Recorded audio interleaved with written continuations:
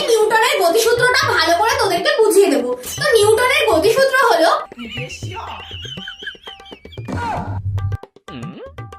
Ma'am যা পড়াচ্ছে আমার মাথায় তো কিচ্ছু ঢুকছে না, কি সব পড়িয়ে যাচ্ছে নিজের মতো করে।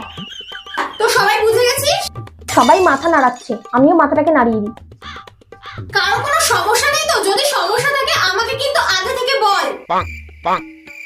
আচ্ছা ঠিক আছে, সবাই যখন মাথা নেড়েছিস এবার তাহলে আমি পড়া ধরছি, আমাকে অ্যানসার দে। মুন্নি তুই বল, নিউটনের গতিসূত্র কাকে বলে? ম্যাম আমি নিউটনের গতিসূত্র, ম্যাম আমি আসলে পড়াটা বুঝতে পারিনি ম্যাম। তা বুঝিস